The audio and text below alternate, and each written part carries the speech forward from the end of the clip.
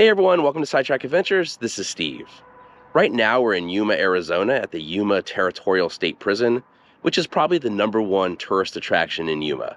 But that's not what today's video is about. Today we're going to look at a few sites that relate to the Yuma Massacre, the Yuma Revolt, and the Yuma War, where the local Quechan, or Yuma people, fought and won against Spain, Mexico, and the United States, and controlled virtually all traffic across the lower Colorado River for 70 years. We are starting out in Yuma, Arizona, but most of the places we'll be checking out today are actually going to be on the California side of the Colorado River. While we're here though, we might as well take a quick look around the Yuma Territorial Prison. There are a few great videos on this place already, and a lot of videos about it being haunted, but I'll link a couple of good videos in the description.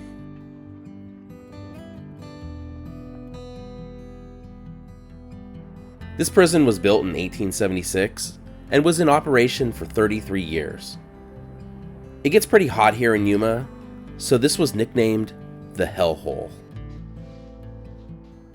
Hello there, my name is R.L. McDonald.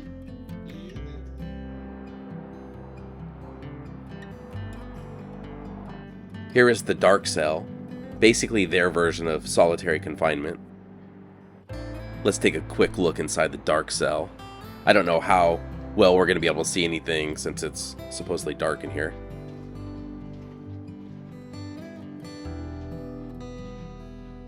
Oh, looks like we're not alone. Just imagine being locked in here in the darkness for any length of time.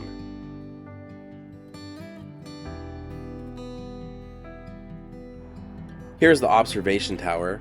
And that's actually what brought us here today. So let's head up, because from up there, we should have a great view of the Colorado River.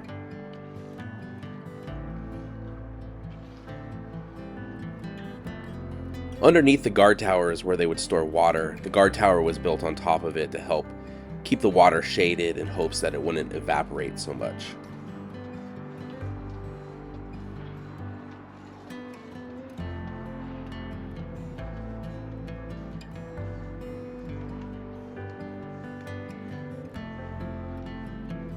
And down in that green area below us is where the Colorado River is. The interior of Southern California was unknown to Europeans before the late 1700s.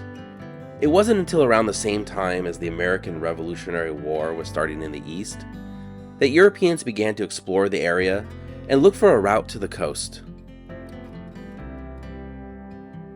In 1774, the Spanish explorer Juan Bautista de Anza's expedition reached the Colorado River, where they encountered several thousand Quechan.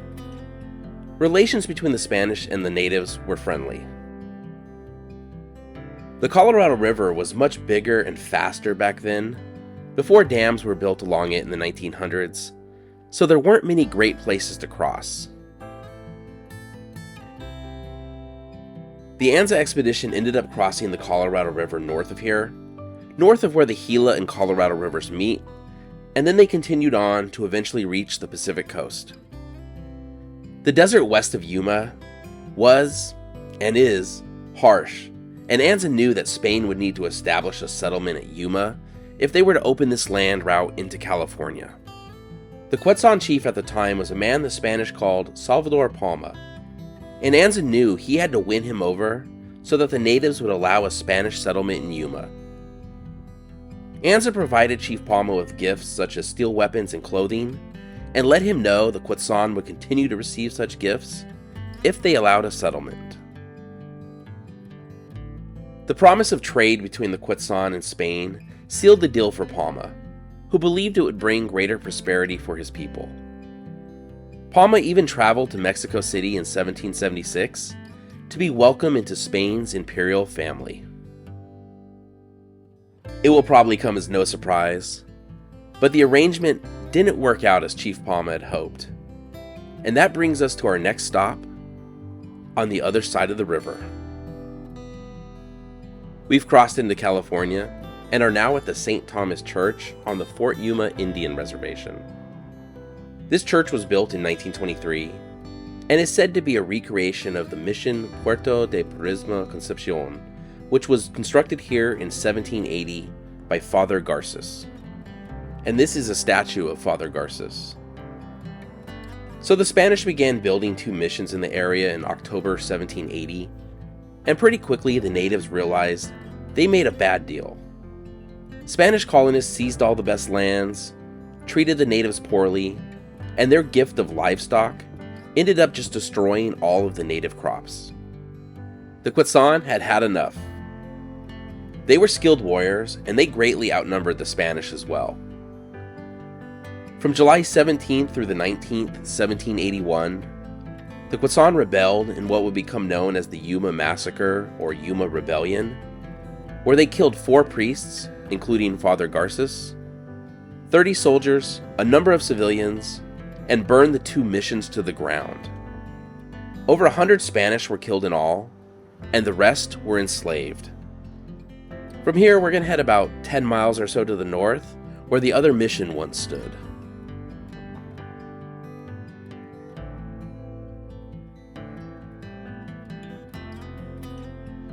Here's the historic marker for the mission that was destroyed in 1781, and it's still pretty remote out here.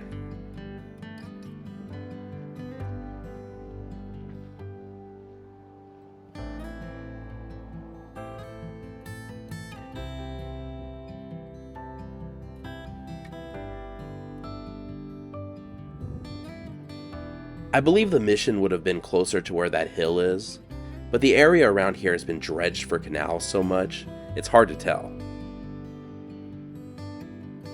There are shells all over the ground out here too. That's from all the dredging. These are freshwater clams from the Colorado River. The Spanish did retaliate for the rebellion, and they managed to free 74 captives and killed 54 Quechan. But by 1782, they had given up, and their Colorado River mission project had ended in failure. The Quechan reasserted control over their land, and Spain's overland route to California from Mexico was closed.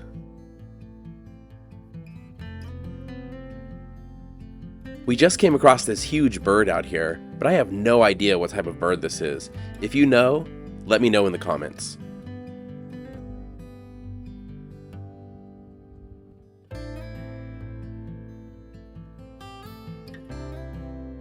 So we've driven about an hour west of Yuma to the spot where in the 1820s, Mexico built their first and only fort in their effort to reopen the trail into California. And we're going to be taking a look at it from the comfort of our car because this place is surrounded by beehives. The historical marker is missing and the actual site is protected by a fence.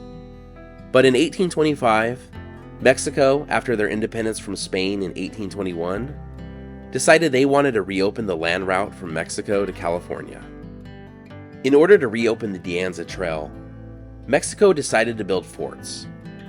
And Fort Romualdo Pacheco was built here in late 1825 and early 1826.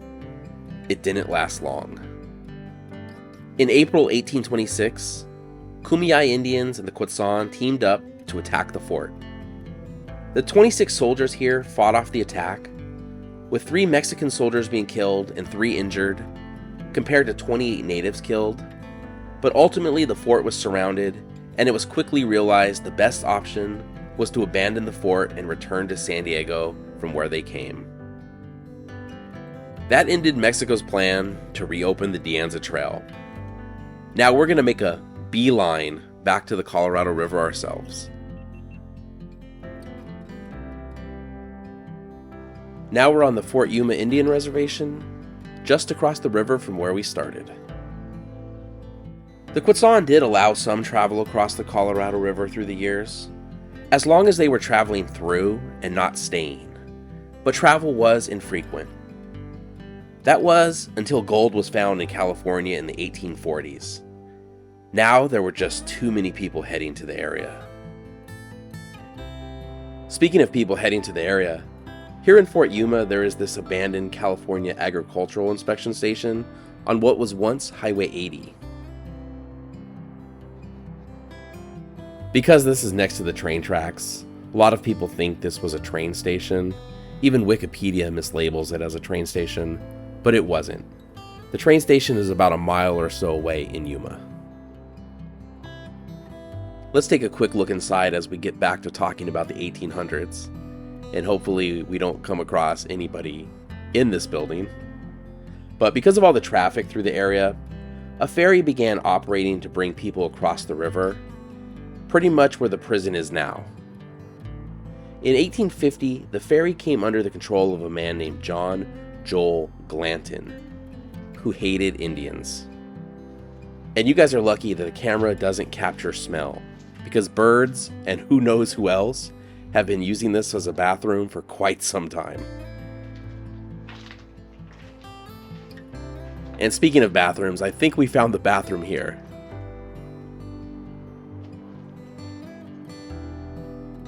Yeah, let's get out of here and get some fresh air.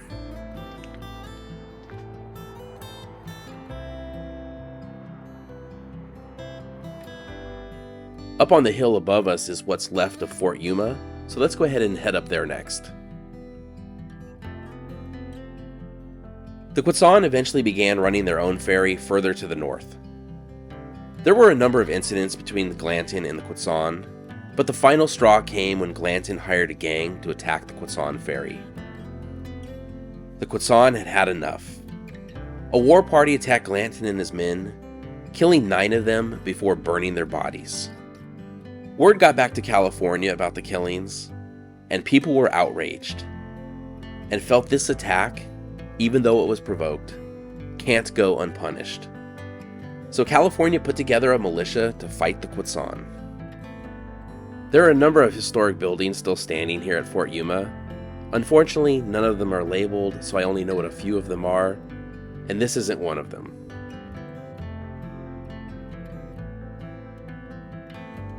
This was the officers' quarters and kitchen. California's militia was a failure. Because most able-bodied young men in the state expected to get rich from gold, the state had to overpay the militia members, nearly bankrupting the state. And when the militia did fight the Quechan, they were defeated. So in 1851, the United States Army under Captain Samuel Heintzelman got involved. They established Fort Yuma on the same hill where the mission that was burned in 1781 once stood.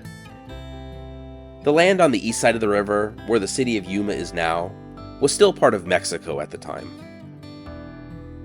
This period of time would become known as the Yuma War, but it mainly consisted of a few small skirmishes over a couple of years. In October 1852, peace treaties were signed and the hostilities between the United States and the Quechan were over. The next year, the land on the east side of the river would come under United States control, and this would remain an important crossing over the Colorado River up to the present. And that's our grand tour of the Yuma Crossing area and our look at the 70-year resistance by the Quechan people. Thank you so much for watching. If you enjoyed the video, please give it a thumbs up, consider subscribing, and we'll see you next week.